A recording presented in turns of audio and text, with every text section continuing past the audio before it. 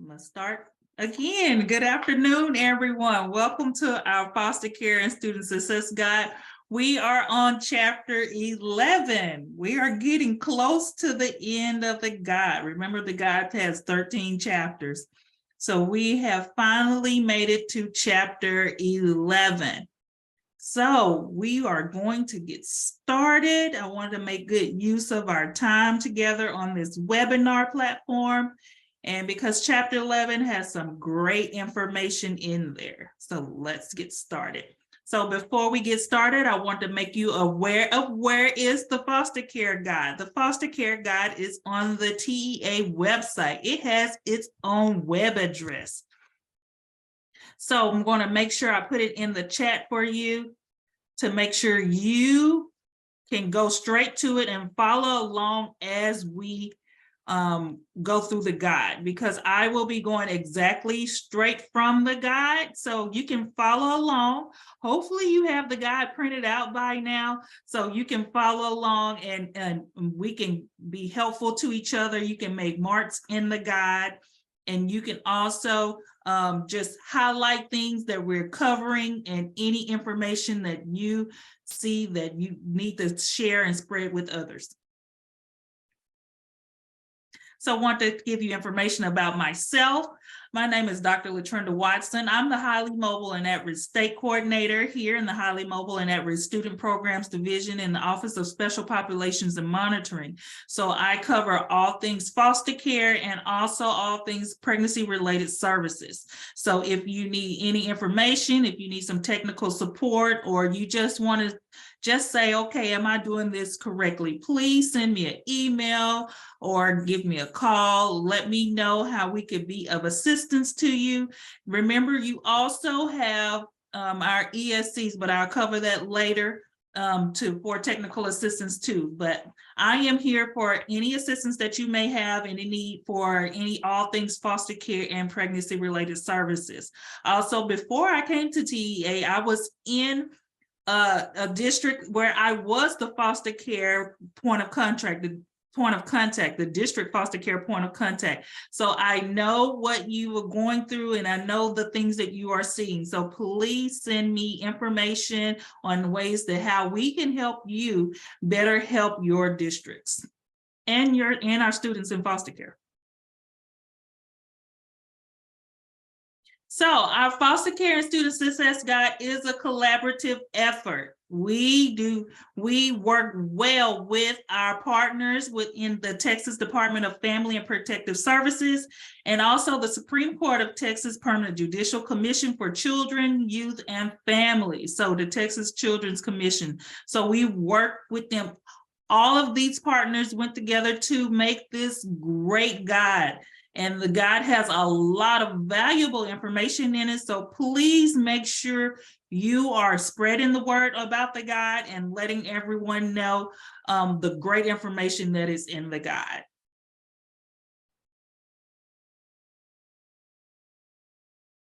Next, our objectives for our webinars. Our objectives are we want to provide educators and all those working with students in foster care a brief overview of the foster care and student success guide. So as we go through these chapters, we want to ensure that you are understanding everything about working with students in foster care. Also, we want to familiarize educators with the foster care guide and the relevant laws and policies that affect the educational experiences of students in foster care. And lastly, we want to provide access to the foster care guide for purposes of ensuring students in foster care are provided proper assistance. So if you have any information, anything, the purpose of these webinars are to make sure we provide you with relevant information. So next, our agenda for this webinar today. So I will do a quick foster care guide overview for anybody we may have who's new here. And then we'll start with our chapter 11. Then I'll pause for a moment so you can digest some of this great information that we're giving you. Then we'll continue with chapter 11. And then at the end, hopefully we'll have time for some questions. And then I will give you information about the rest of the dates for the foster care guide training series. So For right now, we will be using our Q&A. So please, if you have any questions, the Q&A button is available for you. I will be using the chat to talk to everyone, but if you have any questions, please put them in the Q&A. So right now for the Q&A, I would love to see who is here. So you can place in the Q&A your job title, and also have you promote, how do you promote student success with students in foster care? So what are you doing currently to promote student success with your students in foster care? So you can go ahead and put your job title within the Q&A, because I can see that. So I want to make sure we are communicating with each other. And also it helps me how to frame my frame the information within the presentation, even though we are going directly from the foster care and student success guide in chapter 11. So I just want to make sure we have that information for you. We want to thank you so much. And remember, if you enter anything in the chat, I can see the chat also. So thank you for entering anything in the chat. So right now we have social workers with us. Welcome. We have counselors, professional school counselors. We have directors of student services. Great to have you here. This is great information to bring back to your districts. Educational specialists. We have CPI investigators. Great. Youth care specialists. Welcome today. It's great that we have a lot of counselors here. At-risk lead teacher, welcome. Hopefully the information you receive here today will assist you with our students in foster care. Special programs coordinator. Oh, we love to see our director of federal and special programs, because we have information today about some of our special programs, title programs. Compensatory education. Yes, we do have information. All of that is in chapter 11 also. We have our family and community engagement liaisons. Welcome. This is great information for you to pass along to your families. And we love to see our ESC foster care champions. Welcome today. Welcome to you all. And also our McKinney-Vento liaisons. We welcome you to our training today. And hopefully you inviting others so they can learn a lot more knowledge today. We have Title I and 504 coordinators and great foster care liaisons. We cannot do this work without some great foster care liaisons. We welcome you all today.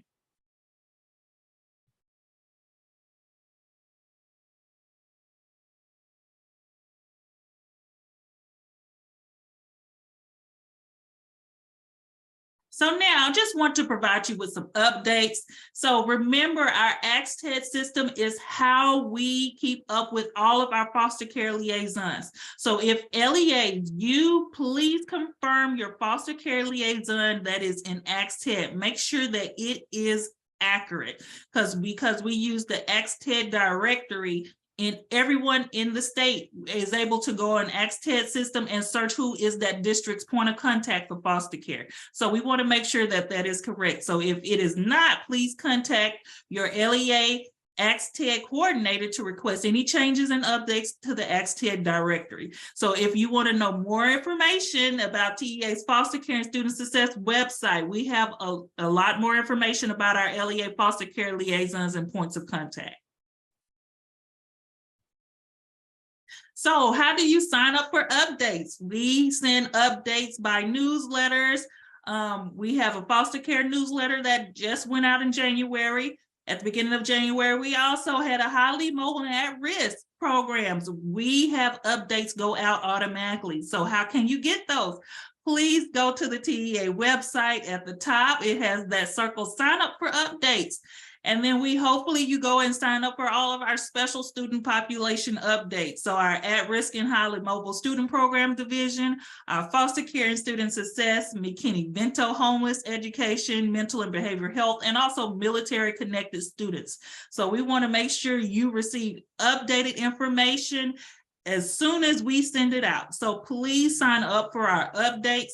and I will be going over information of ways and things that we have already sent out. So I want to make sure if you have not received that updated foster care newsletter that TEA has sent out, please sign up for updates. So next, let's get into the guide overview. Icons within the guide. The guide was posted March 2022. So this updated guide, we wanted to make it user-friendly. We wanted to make sure we provided you ways and ideas to understand this guide, because there is a lot of information in the guide. So the icons are located throughout the guide to assist you with finding the information that you need. So the table of contents and the chapters are grouped by color codes. So at the top of each one of those chapters, it is a reason why it is color coded. So the preface, appendices, and the references are all orange. The overview of the whole entire guide is in green.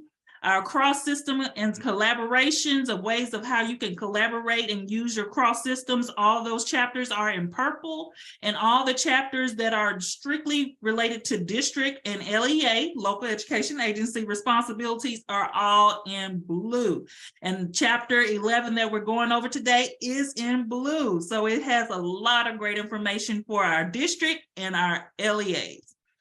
Also, to the side, we use icons as valuable resources for understanding of specific information. So in this guide, we provided tips, we provided reminders for you, ways that you can collaborate.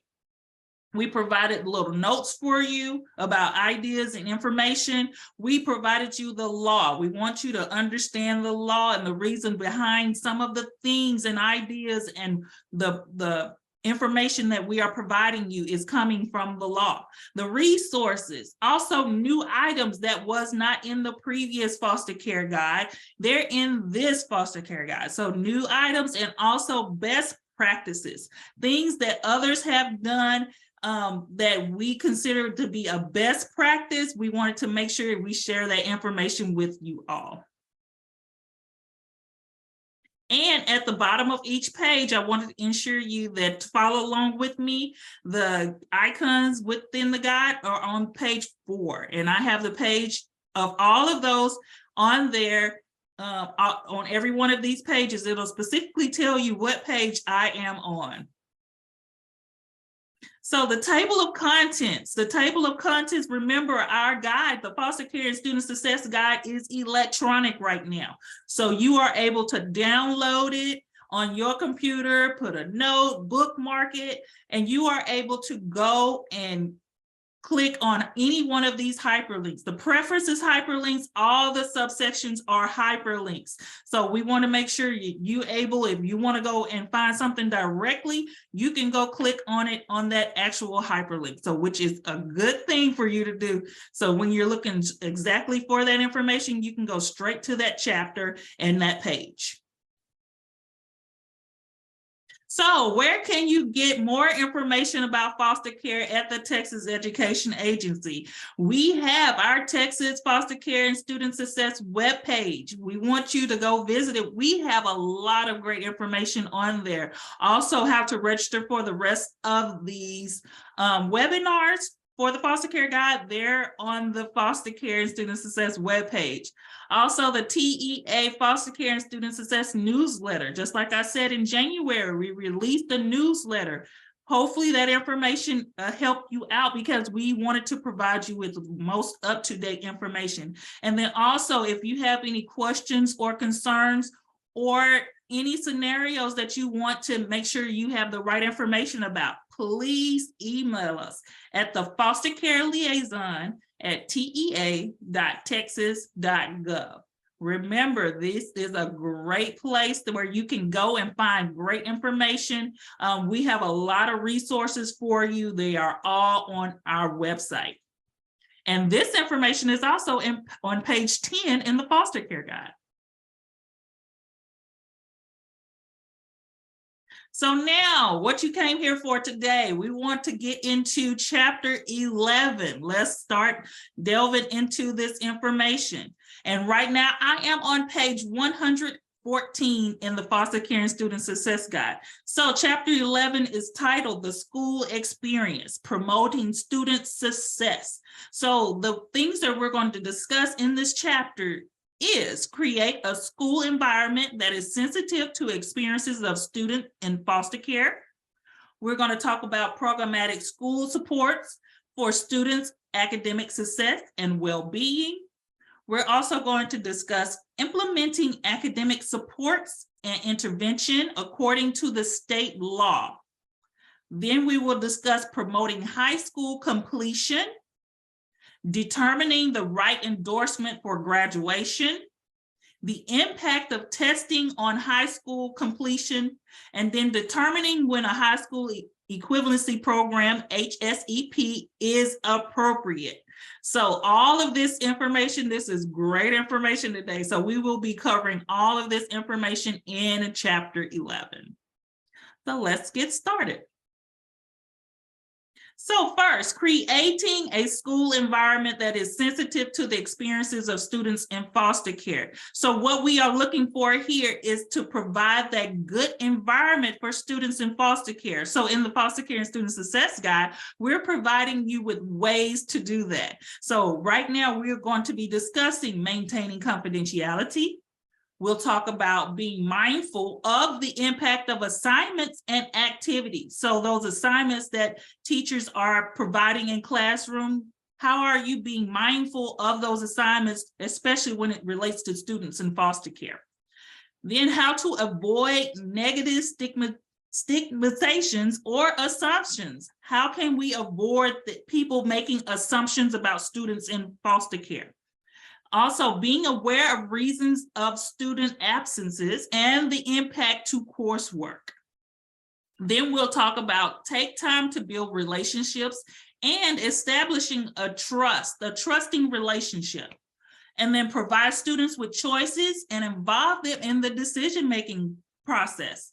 And then promote information to relate to foster care activities and supports and resources and scholarships. So all of these go together by building that environment for being sensitive to those students in foster care. So let's talk about the first one. So now, for maintaining confidentiality, we want to make sure that students who are in foster care, their information is confidential. A student is not publicly labeled as a foster care, nor attention brought to the fact that the student is in foster care. You do not want to make sure you provide that information to everyone. That is only specific to that student and for those on the campus who need to know and able to support that student. It is not a label that should be brought out or broadcast within the school. Also, we want to avoid discussing private student matters in public places. If you're having a discussion with a teacher and the student is in that teacher's classroom, that discussion should be held in a private area, not in the hallway where anyone could walk up and hear the actual conversation. So make sure you are discussing those student matters, not in public places, but in private places. Also, do not use public means to notify students of appointments and visitors related to their DFPS cases. So when a DFPS, maybe case manager or caseworker comes to the campus to speak to the student, no one should be identifying them as such or calling them to the office and saying they have a DFPS appointment. No, it is just the student needs to come to the office to speak to someone. So make sure you are aware of those and what are you doing within the school to promote that confidentiality. And then lastly, refrain from asking students personal questions related to why they are in foster care. And the students can share it if they want to, but all should be kept in confidential. So make sure if a student shares their very personal information, it should be completely up to them and not to discuss it to all the school because the personnel initiated the discussion. Leave it up to the student if they would like to share, but make sure you know that that information that the student is sharing is confidential and they're entrusting you with that information. And all of this information about maintain confidentiality is on page 115. Next, we want to be mindful of the impact that family-based school assignments and activities have on students. So thinking about your school assignments and activities, we want teachers, we do not want teachers to assume that all students live with their birth family or that they know their family history and may present, because that will present challenges for the students in foster care. So if the student is foster care or away for their family at the moment, and you're providing them with a family activity or assignment, you're not being too sensitive to that student's situation. So we want you to be mindful of the assignments. So assignments such as creating a family tree or a Mother's Day card or giving any presentation about a memorable family vacation can be difficult for that student. And we want to be sensitive to that student and what they're going to at the time.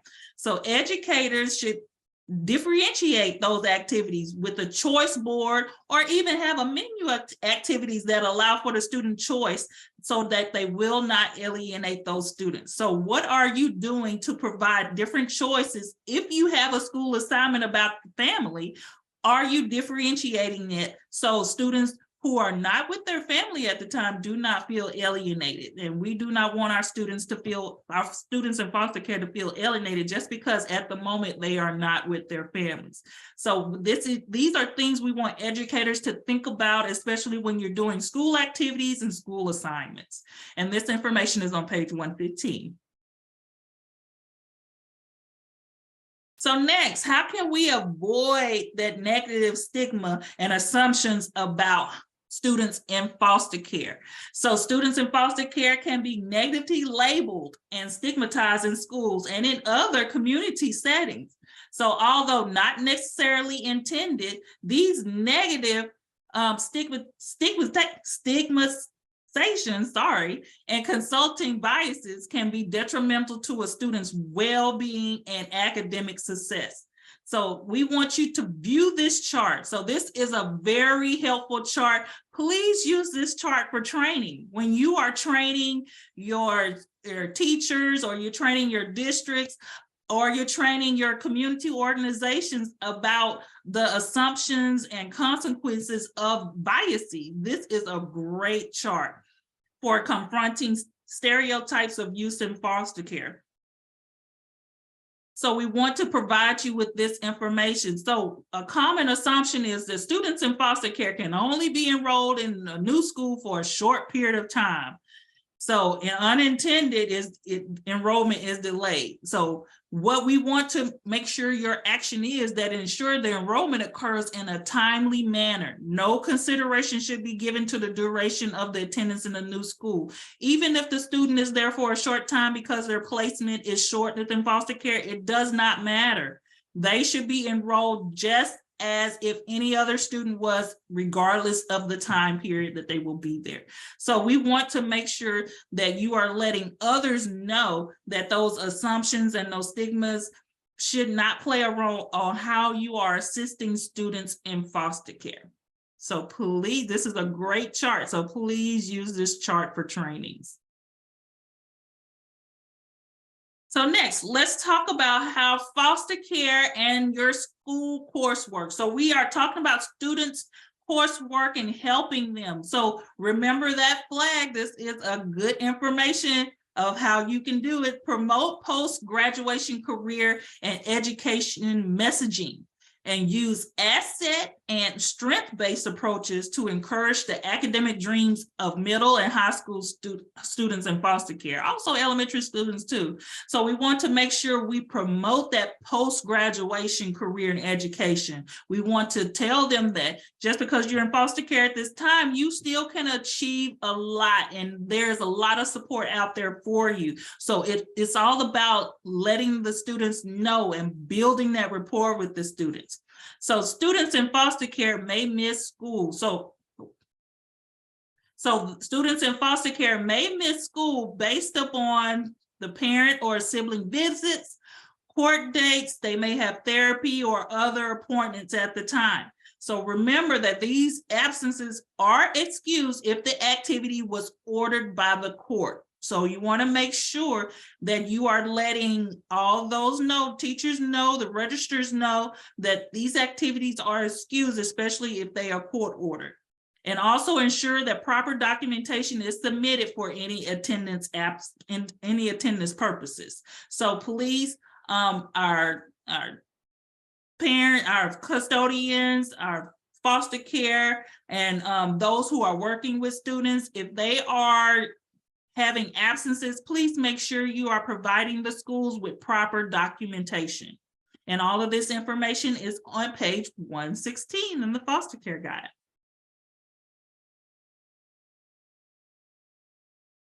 So now we want to please be aware of some reasons why a student in foster care may miss school. So these are some reasons why they may miss school. So remember the note icon. Caseworkers, they do their best to ensure the school is not interrupted or visits and other appointments. So we do have some DFPS caseworkers on with us now. They are trying their best not to interrupt school, but if some visits happen, that may be some of the reasons why they may miss school. And also the LEA foster care liaisons should consider providing information regarding important testing dates to DFPS regional education specialists and other child welfare stakeholders. So because school attendance is especially important around state mandated testing time. So we want to make sure you have that tip, that this is a great tip. So if you have students who are coming into your schools and who are registering and enrolling, please provide those important dates for the custodian, the DFPS regional educational specialist, or the caseworker, so they will know when they are scheduling appointments outside of school that to schedule them around those times. It's all about communication and working together to ensure our students in foster care and we meet all of their needs.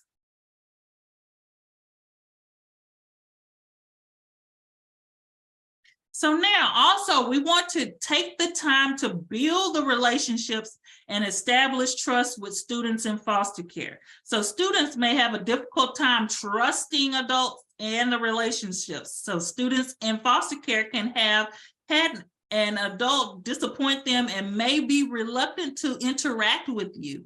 So that's why students in foster care, they have, you never know the trauma or things that they have been through. So that's why it's good to talk with them, interact with them, take the time to listen to them, celebrate them, encourage them and support them, show that you are concerned. It only takes that one adult for a student to feel concerned. So if they have a campus full of adults who are all concerned about them, just think how great that relationship would be, how they want to come to school to feel the interaction. Also, research demonstrates the trust and caring and supportive adult. It's critical in determining the success of the students in foster care. So have you did your research on how they're doing in class? Did you see how their attendance are? Checking up on them and letting them know, I saw that you did great on a math test the other day. Keep it up. So just that interaction there shows someone is there to support them and encourage them. Also, mentors serve an important role in supporting a student's social and emotional needs. Prioritize students in foster care for your district or community mentoring programs. So if you have a mentor program on your campus, please try to prioritize our students in foster care, that they receive a good mentor and pair them up with someone that is especially there who could be supportive and encouraging to them, and also celebrate their victories and be there to support them. And then also discuss student positive attributes with them and communicate these to the caregiver, the caseworker, and other adults involved in the student's life. So always be there to discuss the students. Make sure you are having good caregiver communication, caseworker communication. It all takes us all together to provide support for our students in foster care.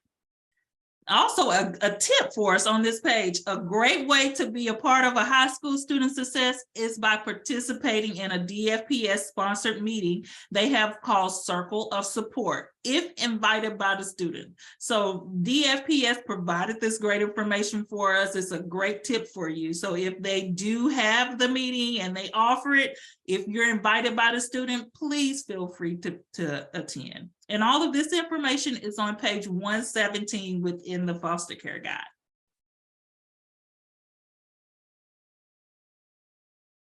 Next, let's talk about providing students with choices and include them in the decision making. So students in foster care, they may experience a sense of loss and powerlessness. So remember the reason why they're in foster care, because of some neglect or any other that they were not safe in that place, so they were removed from that place. So remember, they feel a loss at that time. They may feel a loss. So how can we provide them, and we want to include them in decisions that we're making for them and we're making with them. So include the students. Educators and supportive adults can use positive youth development practices that provide choices and include youth in decision making. So you don't want to say, oh, you're going to do this today. Ask their opinion, include them in the decision-making process. They will feel like their opinion is valued, and they are valued just by that. So we want to include them in that. Next, let's talk about promoting information related to foster care and activity supports, resources, and scholarships available. So you have students may not be identified publicly as being in foster care. We talked about that previously. But however, providing information about resources available for students in foster care at counseling centers or other similar settings can keep students informed about available supports without singling them out or invading their privacy. So in counseling offices or counseling centers or suites, you can have information there that is specifically related to students in foster care. They have the choice to pick it up and come by and pick it up without being called in and say, here's this form. But you can also have those one-on-one meetings too, and those private meetings. But we want to have the information out there readily available for students as they choose to pick them up without singling them out and saying that this is for you and it has foster care on it. So other students around may assume that, okay, they may be in foster care or they once were in foster care. So we want to watch how we are presenting information to our students and provide them with that level of care and support. So now let's talk about some school supports for students' academic success and well-being, some programs that are out there. So our compensatory education services are available for students, but they must be described in your LEAs or your district's campus improvement plan. So you can provide compensatory education services for our students in foster care, but it must be in your campus improvement plan or district improvement plan. So please, we recommend that you put funds aside for students in foster care to participate in academic and enrichment programs that promote their well-being of the whole child. So for more information about that, please see that on page 118, we have the actual link to our TEA, our State Compensatory Education webpage, to find out more information about providing those compensatory education services. So remember, I said it must be in your LEA, your district improvement plan, or your campus improvement plan. We want you to look at, if it's not in there already, coming up for the next school year, please look at ways how you can support students in foster care in your campus improvement plans. Next, special programs. Students may be eligible for special programs and services such as special education. You have your English as a second language, your gifted and talented services. So all of these special programs our students in foster care are maybe eligible for these special programs. So how are you supporting them in that?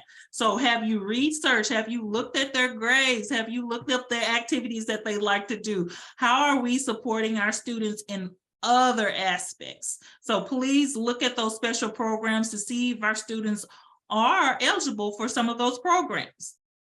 And then finally, our college and career readiness programs. They will afford our students several opportunities such as military preparedness courses, advanced placement courses, dual credit opportunities, and also career and technical education, CTE courses. How are we including our students in foster care in CTE courses? Are we including them in dual credit opportunities? Are you making this information known to them? So please get this information out to our students in foster care, provide that support for them, talking to them and finding out what their interests are, and then providing the programs that the district offers to them. That is how we support our students.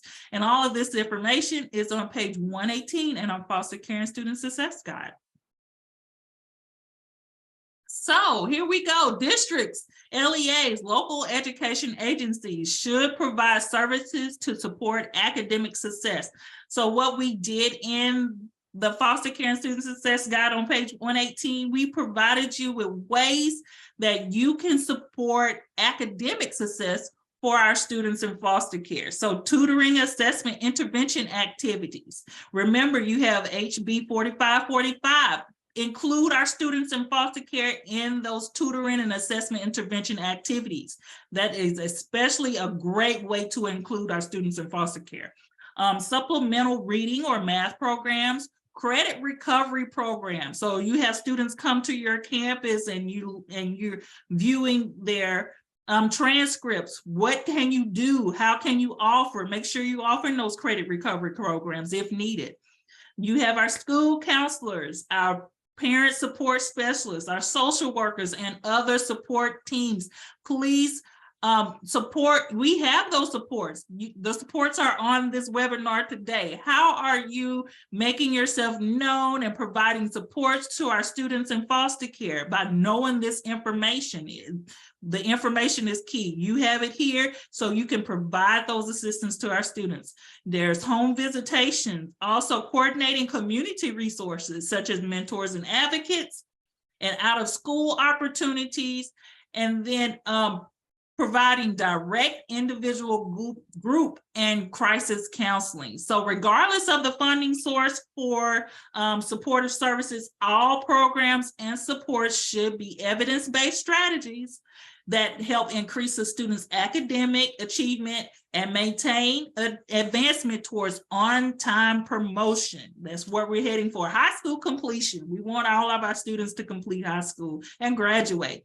So these strategies are discussed more fully in the following section. We're on page 118 now. We're heading to the next page.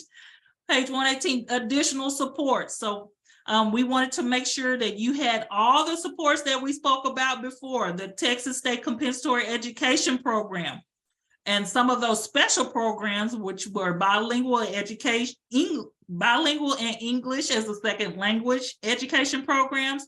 You have special education, gifted and talented, and also our area, which is highly mobile and at-risk student support. So we want to make sure that you have all the information. If you want to make sure you have all the information so you can provide the supports to our students in foster care. All the links are there, they're live for you. Make sure you looking up this information, providing those supports, especially if you came today and you didn't know that if your campus had any compensatory funds set aside for your students. Guess what? You have an upcoming school year to plan. So make sure you start putting academic support and other supports assistance in your campus improvement plans based upon that compensatory education for our students in foster care. This is great information. And these resources and additional supports are on page 118. Now, I have done a lot of talking. And so now it is time for you to talk back to me in the chat. So you can post this in the chat. What information that was new to you in chapter 11 so far? What information did you learn that was in chapter 11 that you said, oh, wow, I could use that, or I could do that. Let me go back to my campus and tell someone about this information. So I can see the chat. So in the chat, please. And if you have any questions, you can put them in the Q&A.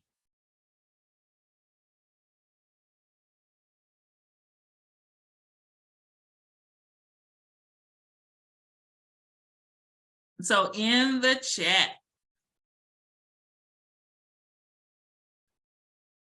or if you have any questions, but in the chat, I would love to see information that you found that was new. This is great information. I would love to see it in the chat.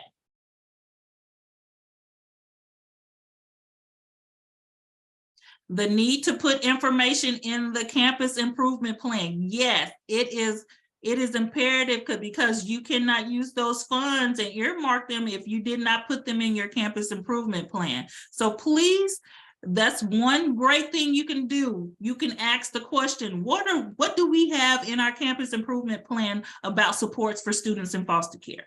That is a great way to start the conversation.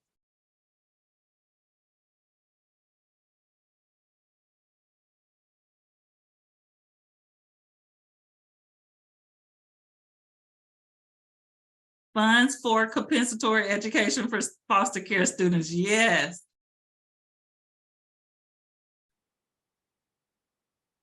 I am glad that we provided some great information. So a question that I received was, who is providing the school with the absent documents when students are absent? So when you have students who are absent, the personnel or the appointment that they're going to, ask them for an excuse for the school. They can print you out one or write you up one so you can provide that information to the school. So the school would know that that absent was because they were attending an appointment, or if it was court appointment, because the school, they have a lot of students, so they don't always know that absence was based upon that. So please provide the school with information.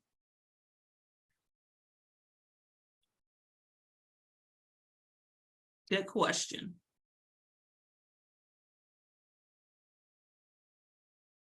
Being intentional about ensuring that they have opportunities of all services available for you. Yes, we must be intentional about how we are providing information to our students in foster care. Having that intentionality is important, and it will help for our students. The impact of school assignments, yes. And sometimes as educators, we go about our day and we think about our assignments, but remember, you have a different personnel in your group. Your students, they're all different. They have different experiences. So you have to think about those students in foster care, or even students who are experiencing other things when you come up with your assignments and all of those concerns. Question in the chat, who determines what the funds can be used for? That is a discussion of your campus, because the campus improvement plan is based upon discussions within the campus. And also, when you click that link about compensatory education funds, it will tell you specifically how to go through the process of ensuring of how you put those funds in, what those funds could be earmarked for. So that's why we made sure we included that information in there. So one of the ways that someone responded was that we can pay for summer school or accelerated classes in the summer with compensatory education funds. That is one of the ways that they said that they used them. So thank you for sharing.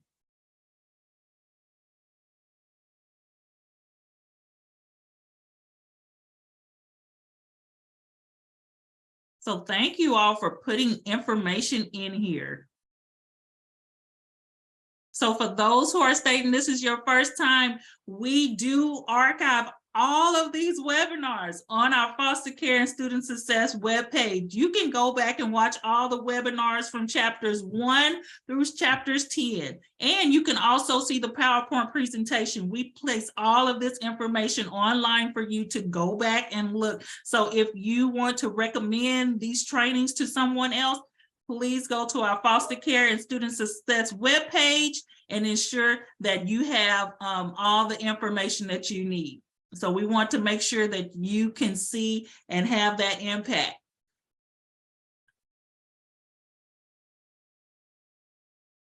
So we have some more information for you in chapter 11, so we will continue. Thank you all for participating. And I see, let's continue, because this next section has a lot of great information in it too.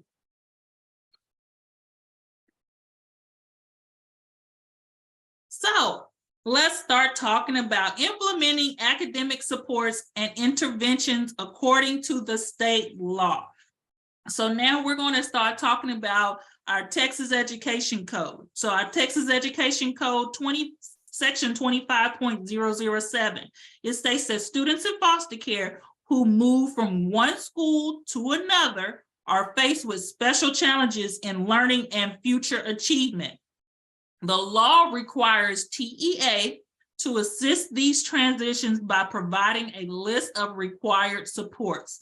So we wanted to make sure that we follow our Texas Education Code and provide you all with information, our districts, our community resources that work with students. We wanted to provide supports for those transitions. And I want to just let you know, a reminder here before we get into it, is that the term foster care is being used throughout this guide to refer to all children and youth in DFPS conservatorship, or it may be stated as in substitute care. So when you see in substitute care, we're talking about our students in foster care. So this next section uses language from the Texas Education Code and the Texas Administrative Code Commissioner's Rules. So we will be talking about in substitute care in that way. And follow along with me, I'm on page 119 now. So now let's talk about the Commissioner's Rules concerning transition assistance for highly mobile students who are homeless or in substitute care. So in this Commissioner's Rule, we are talking about our TAC, our Texas Administrative Code, section 89.1063. So we're going to get into that. But our Commissioner's Rule is set for students in transition assistance for students who are homeless or in substitute care. This is a rule that is out now. We recently revised the rule and it went into effect January 1, 2023. The first time the rule came out was March in 2020. So we updated some things. We had public comments. We thank you all for the public comments, and we updated the actual rule. But for the purpose of this webinar today, we will discuss what is actually in the foster care guide. I will show you some things that changed up in the rule, and we actually have a separate webinar. We will have a two-part webinar that will cover the transition assistance rule in its whole. We will have a part 1 and a part 2 to discuss the whole transition assistance, and I will talk about that at a later time. And if you received the foster care newsletter, you saw how you can register for both of those transition assistance trainings that are coming up. So LEAs must ensure that copies of student records are available and made available to the receiving school. So that's what Texas Administrative Code section 89.1603 is talking about when they say transfer student records and transcripts. Schools are required to transfer student records within 10 working days of receipt of request from the receiving school. So once the receiving school sends information to the school, to the requesting school, they have 10 days to provide that. Also see chapter 6 for more information regarding enrollment, and then see chapter 8 for more information regarding record transfers and about students in foster care. So all of this information is on page 119. Next, let's talk about enrollment conferences. Our Texas Administrative Code section 89.1605. It talks about development of systems to ease transitions and establish procedures to lessen the adverse impact movement of the student. So the enrollment conference is required by the Texas Administrative Code section 89.1605. So it must occur within 2 weeks of the enrollment or within the first 2 weeks of the student being identified in substitute care, and shall not delay or impede enrollment of the student.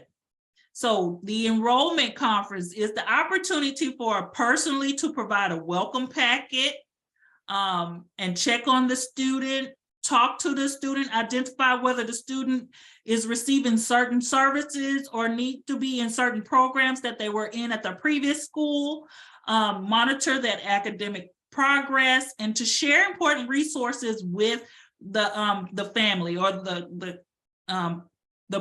caseworker or the person who is in custody of the student at the time. So that enrollment conference is very important. And we also provide information about the enrollment conference.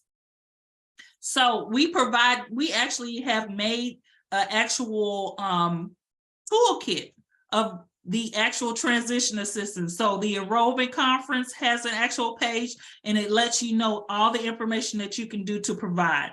So reminder, we want to remind you, school staff should remember that decisions about a student's special education eligibility or services may only be made by a properly constituted administrative review and dismissal, the ARD committee. So remember, any decisions about a student's special education eligibility or services, there should be an ARD in place or take place. Next, a tip: the enrollment conference provides an opportunity to communicate in a confidential manner about court dates, behavior interventions, DFPS supports, and other information that may impact a student's academic success and progress. Remember that you must provide these are all rules, because this is the part of the actual rules. So please have the enrollment conference, include your welcome packet in it. Within your welcome pack, include those extracurricular activities, those club activities, important information on fee waivers, who to contact on the campus, information about the administrative staff, the counseling staff, nurses, social workers. Have all this information readily available during this enrollment conference to share.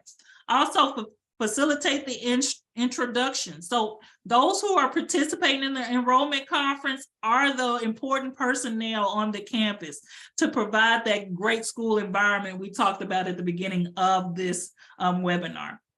And then ensure that processes are in place for the student who qualifies. Remember, nutrition benefits, they happen upon enrollment, and expedited communication between the school nutrition coordinator and the foster care liaison should happen. So remember, there should be no student who is identified in substitute care or in foster care. They automatically have nutrition benefits as soon as they are enrolled on a campus. So that communication between the school nutrition coordinator and the foster care liaison should happen. So to ensure that those students, as soon as they enroll, they have those nutrition benefits.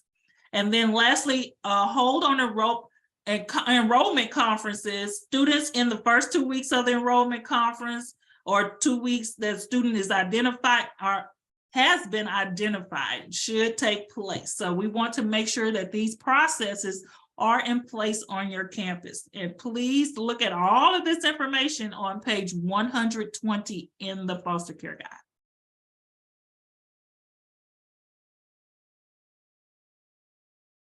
Next, we'll talk about the commissioner's rule in the Texas Administrative Code, section 89.1607, the award of credit. So I told you about it was recently revised. So now it is no longer named the award of credit. the newly updated one that just happened January 1st, 2023, we could now call it the evaluation of student records. So within this section, you should develop a credit recovery plan for students who were identified, who were denied credits outside of the district or charter schools. So this is where you are reviewing the evaluation of the records. You're reviewing those transcripts. Create a course transition plan for students who have been denied credit, and then ensure that the school staff engage with the student, the parent, or guardian as applicable to develop a credit recovery plan upon enrollment if the student has a credit deficit that would impede on-time promotion or graduation. These are really in-depth conversations that should be had based upon the rule. The rule is letting you know to do all of these steps. And then let's talk about the TAC section 89.1609, placement in educational programs and courses. So we wanted to make sure you know that to develop and administer a personal graduation plan for each student in junior high or middle school for whom a personal graduation plan is required in accordance with the Texas Education Code, section 28.0212. That is great information to have. If you are working with students, make sure those students come in, build that personal graduation plan, and even do it with them to include them in that process to let them know where they are and what they need in order to make sure we graduate on time. And that's what you want to let them know. We all promote them for graduations. We want to promote the graduation. So now the Texas Administrative Code section 89.1609, placement in educational programs and courses.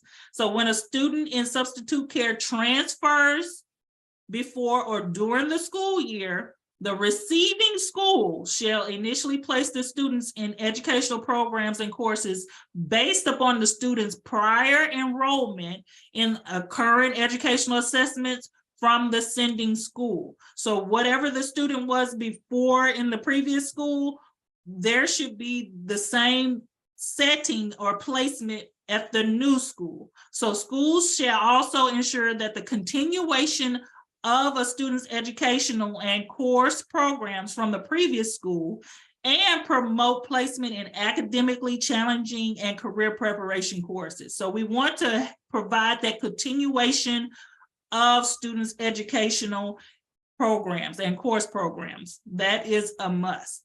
Each school must ensure that a student who is in substitute care has the ability to earn the same endorsement categories if applicable. If only one endorsement is offered, it must be the multidisciplinary endorsement that is offered, but make sure you must offer that.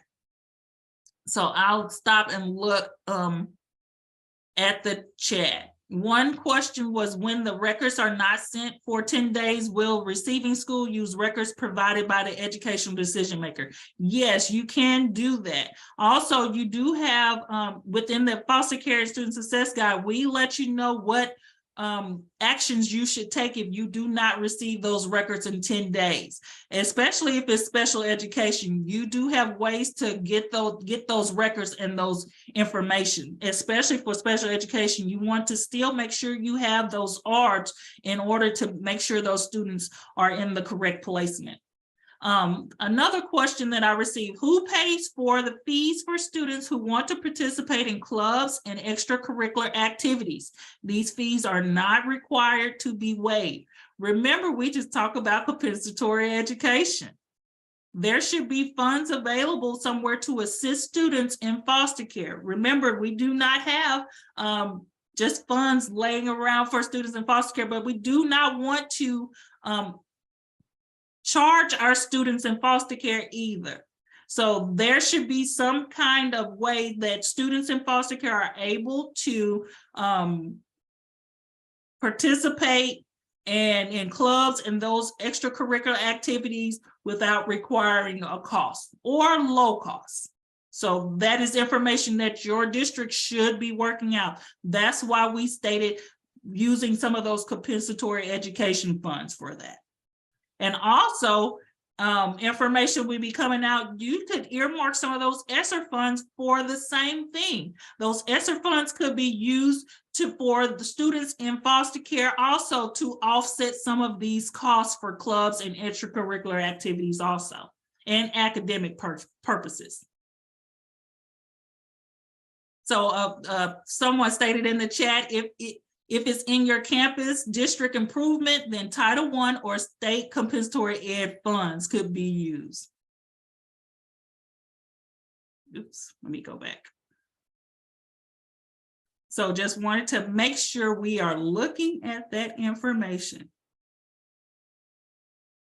So hopefully this is some valuable information for you. And all of this is on page 120 and 121 in the Foster Care and Student Success Guide.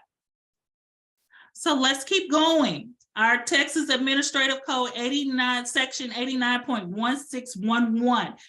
It was called the Promotion of Access to Educational and Extracurricular Programs for Students who are in Substitute Care. But we've recently updated, and we want to let you know, the updated now includes summer programs, credit transfer services, electronic courses, and after-school tutorial programs. So the updated version of this provided more information for you. So about this Texas Administrative 89.1611, school staff must facilitate the process to complete and submit a University Interscholastic League UIL waiver of residence application form for a student who is in substitute care and plans to participate in varsity athletics or other UIL sponsored activities. So that is a mouthful. So please remember that LEAs may not impose durational residence requirements for students in foster care for any activity sponsored by the district. So that's why you are filling out that waiver. So make sure you are utilizing that waiver. Students in foster care should be afforded the opportunity to participate in summer programs, credit transfers, electronic courses provided through the Texas Virtual School Network, and after-school tutoring programs at a nominal or no cost. So that's why we're letting you know about all these ways to ensure that those students could be assisted. So let's go to the Texas Administrative Code, section 89.1613, promotion of post-secondary information. So LEA staff must work with the foster care liaison to ensure that the students in foster care graduate with endorsements, if applicable, and have post-secondary plans identified in their personal graduation plans in alignment with, we just talked about it, the Texas Education Code, section 28.02121. So the schools are required to provide services to support students in foster care who are applying for admission to post-secondary study and or seeking sources of funding for post-secondary study. Many specific financial resources and supports for students in foster care exist. There are plenty of resources out there for our students in foster care for post-secondary. So please, we will talk about those more in chapter 13, but make sure you are looking for yourself in chapter 13 to look at those supports that you can offer to our students in foster care for those post-secondary opportunities and the transition to adulthood. And that information is in chapter 13. So facilitating enrollment. So we wanted to provide you with a reminder. This is a very good reminder. School personnel can assist students in foster care by facilitating enrollment in at least one dual credit or college course while in high school, automatically requiring students for the lifetime tuition and fee waiver. Any college course, including developmental course, and many continuing education classes will initiate the tuition and fee waiver. Connecting students to these opportunities is a positive strategy schools can implement to support successful transition and college and career readiness. Remember, we'll talk about more, but students in foster care can apply for the tuition and fee waiver, lifetime tuition and fee waiver.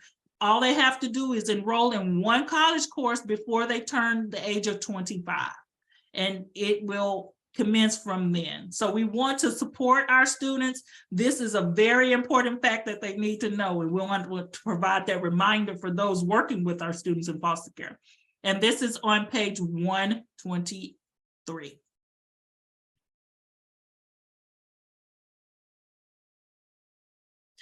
Also, now the Texas Administrative Code, section 89.1615, provision of special education services. So schools are required to accept a previous school's referral for special education services made for a student in substitute care. So by law, a receiving school must accept a referral from a previous district to speed up the process for special education and ensure that the student receives proper academic supports and interventions once in the new school. So the Texas Education Agency Student Attendance Accounting Handbook requires that the records be transferred from one school to the next via TREX. So every campus should have that TREX administrator. So please make sure you are seeing that TREX administrator for those special education, information to be sent back and forth to the schools. For the Texas Administrative Code, section 89.1617, notice to students, educational decision maker, and caseworker. So the schools must comply with Texas Education Code, section 25.007 B10, and provide notice in writing to the educational decision maker and the caseworker of a student in substitute care regarding events that may significantly impact the student education of the student. So on page 123, we provide events that the education decision maker should be contacted. They should be contacted about 504 meetings, arts meetings, also manifestation determination reviews. So the education decision maker must be contacted. So in order for that, we want to make sure we provide that highlight for you that when receiving an education decision maker form, that 2085E form, make sure that it is signed and you can read who the name down for that. So you know who to contact, because you must contact them if any with any significant impact to the education of the student. You must have that information. Now, promoting high school completion. If an 11th or 12th grade student in the conservatorship of DFPS transfers to a different district and the student is ineligible to graduate from the receiving school, the sending school shall award a diploma to the student's request if the student meets the graduation requirements of the sending school. So if a student comes to your campus and based upon your rules in your district, they are not eligible to graduate, but based on the information from the school they previously went to, and they are eligible for graduation at the previous school, they can ask for the diploma, and that district, the previous district shall award the diploma at the student's request. So it's based, if the student is, and we don't see this very often, but it is the law. So we want to make sure you are aware of that. The next one, a student in substitute care who was previously enrolled in a course required for graduation must be allowed the opportunity, to the extent practical, to complete the course at no cost to the student before the beginning of the next school year. So these are things that we want you to look at. If you know the law, we want you to know the law in order to support our students. And this information is on page 124. So the high school completion, alternative mechanisms to complete coursework and credit recovery must be pursued. So school staff should work with students to identify high school completion and credit recovery supports that help students make progress toward high school completion. So what are those alternative ways that you can use, and also the appropriate high school graduation plan for the students? All of this information should be viewed when working with our students in foster care. And school staff should work with students and caregivers to determine the appropriate high school graduation plan and to ensure that the students in foster care are provided with challenging, engaging coursework that will help them prepare for college, career, or military. So we want to make sure you view all of this information that's on page 124.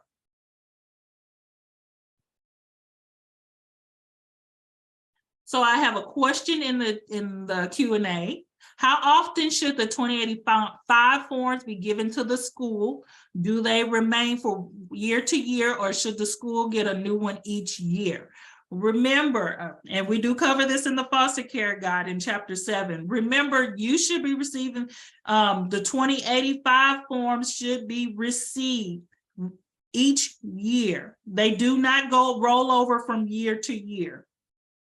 So 2085s do, because students in foster care is a temporary placement. It is not a, some may be permanent placement, but for the most part, foster care is a temporary placement. So from year to year, you should be receiving a new 2085E form, 2085E or 2085 form within the series.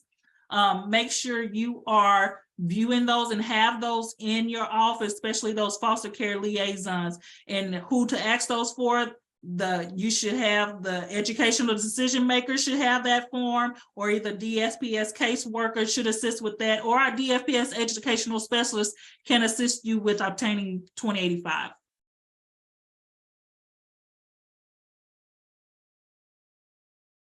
So now let's talk about best practices for academic monitoring to promote high school completion and prevent dropout. We want LEA should utilize student data. So what are you using? You should look at your student data to assist in academic progress monitoring our students in foster care. Use the student identification, attendance, assessments, discipline, grades, and credits should be monitored on a regular basis to ensure on-time promotion and graduation, because we do have to accurately report all of this information to the Department of Education. As Texas under ESSA, this information is required. Graduation information is required. Dropout information is required. So we want to make sure we are accurately keeping this information. So accurately code within TSDS PEIMS foster care indicator. Also accurately code with TSDS PEIMS at-risk indicator. So if a student is foster care, they are automatically placed in the at-risk indicator also. So those indicators, make sure you are providing your registers of those who are placing these indicators in with the correct information. And remember, academic monitoring with data-driven systems that will facilitate and drive positive student experiences and outcomes. So make sure you are following along.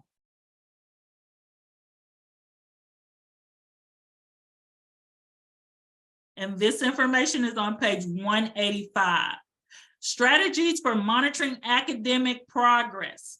Review data reports. Make sure you are pulling those reports to review and ensure the students in foster care are receiving the appropriate grades and credits, and also that attendance. Make sure they're coming to school. We want to make sure we monitor that, and also utilize data reports to ensure that continuity of educational programs, services, and supports, on-time promotion and graduation.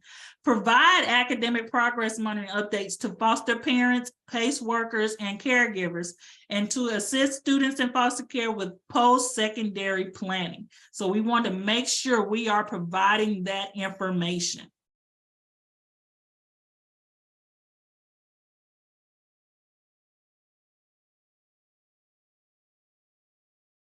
And this information is on page 185.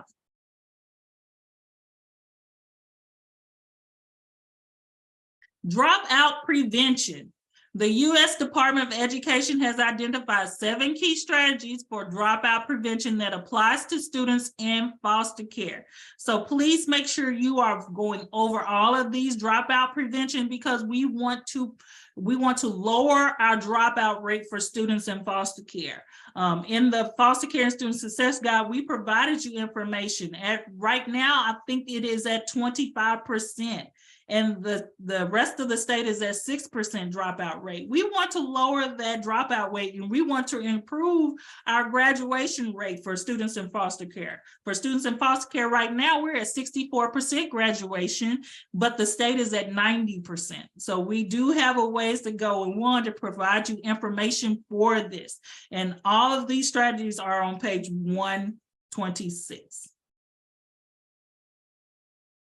So determining the right endorsement for graduation. So we have information for this. The Foundation High School program is the start of a tailored educational experience. So students meet with an academic counselor to determine which endorsement options, distinguished level of achievement, and performance acknowledges to pursue in their interest. It is important that students' interests and goals after graduation are considered when determining the endorsement for the graduation plan. So make sure you have the students in mind. Remember, we want to include the students in the decision-making process. This is a very detail-oriented process, so make sure the student is involved. Career and technical education generally includes instruction in the academic, technical, and employability skills and knowledge required to enter and succeed in specific occupations. So we want to encourage CTE programs for our students in foster care. So, but remember that students, parents, and guardians must sign off on the student's high school plan in the 9th grade. For students in foster care, this may be students' caregiver, the caseworker, or the educational decision maker. So remember, when you start in 8th grade planning for the 9th grade endorsement plans, make sure you have the educational decision maker involved. Make sure they understand what is going on, reach out, make contact. And all of this information is on page 127 and 128.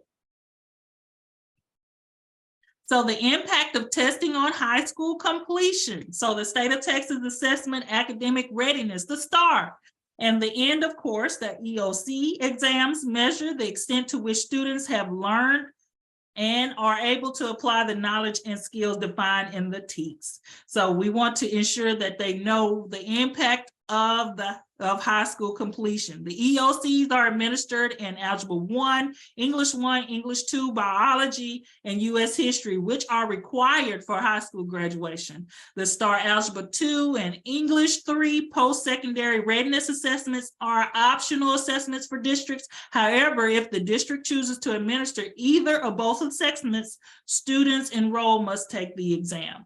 So we also want to tell you about the 87 Texas legislature established accelerated learning committees for students who did not pass the STAR test in readings or math in grades 35 and grades 3, 5, and 8. And that was House Bill 4545. So just want to let you know about that information. We talked about that before when providing tutoring opportunities. And this information is on page 128 and 129.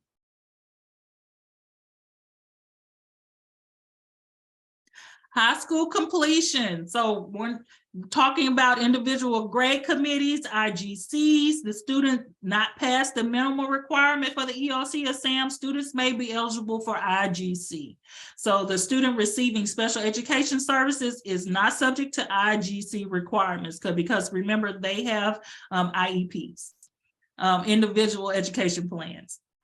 So, but for college career and military readiness exams, we have our Texas Success Initiative Assessment, TSIA. It determines the student readiness for college level coursework in general areas of reading, writing, and math. Also, with the goal for high school completion and post-secondary education, school staff should encourage students to complete the TSIA early in their high school career. So hopefully high schools are offering the TSIA or ways to provide that. Foster care liaison should be aware that the district dates for school to administer the PSAT, the SAT, and the ACT test. If a student in foster care missed the school day administration, there are fee waivers with these exams that allow students to take the exam at other sites and could possibly waive college application fees depending on the college or the university. And then last, the Armed Service Vocational Aptitude Battery. is each school district may offer it or an alternative test.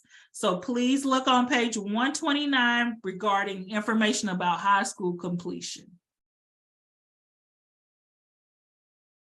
Now, determining when a high school equivalency program, HSEP, is appropriate.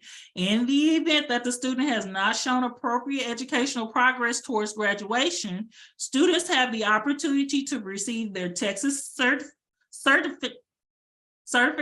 certificate on high school equivalency by taking the GED, General Education Development, or the high school equivalency test examination. So this information is, we offer more information on this in our chapter 13. This information is on page 129. We want to please see the steps to assist students in preparation for these equivalency exams. Sorry, been speaking a lot today. So now here we made it to the end of chapter 13. So hopefully we provided you with great information that you can share to others. So in the chat, please provide us with information that you're going to share from today's training. Remember, we don't want you to just to get all the information for yourself. We want you to share this out. This guide, we share this guide with everyone to support our students in foster care. So what have you got from today that you will share out?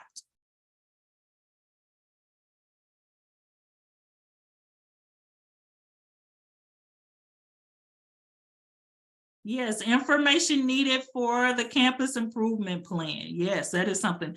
High school equivalency test for our youth in foster care. Yes, we want you to view some of those ways to assist our students in foster care.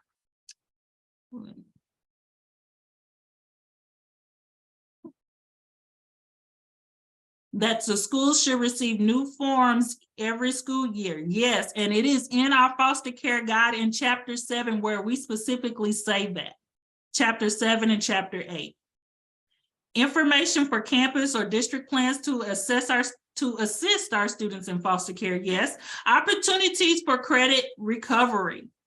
Yes, we want to view all of those. Diplomas can be issued by the previous school. Yes, that is Texas law.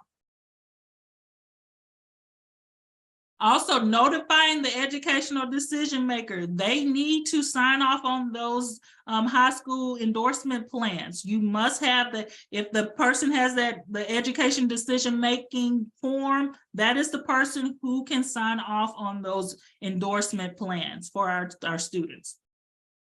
Great information. Thank you all for following along. Good job. So upcoming trainings, our chapter 12, February 23rd, we will cover everything in chapter 12. And our chapter 12 is students eligible for or receiving special education services. So if you want to learn more about that, that is chapter 12, February 23rd, 2023. And also in chapter 13, we're talking about transition from foster care and post-secondary education opportunities, which we reference a lot in this chapter. And that will be on March 30th, 2023. And we're back to our regular times from 10 to 11:30. So hopefully you are registered and you will tell others to register, and please come join us.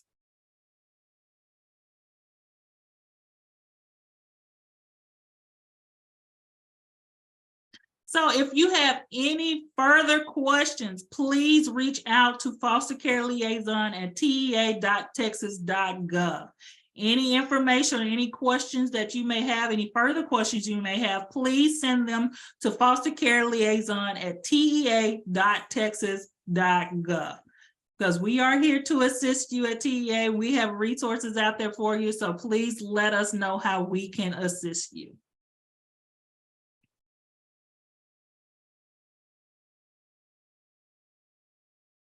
So also before you go, please make sure you fill out our survey. It provides us with great information of how to best serve you and provide you with information. I want to thank you all for joining us today. I hope you receive a lot of great information that's in chapter 11. Please share the word. Thank you for coming. I want to make sure that when we when we made this, the actual student success guide, we wanted to provide you with training to go through the guide. So because there's a lot of information in there, so each one of these webinars are specifically for the chapters. So hopefully you gained a lot of information through the chapter today. Please fill out our survey. We wanted to ensure that you had the information. Let's see, don't think. So thank you all for attending today. Have a great day and hope to see you at the next webinar. So thank you all for coming.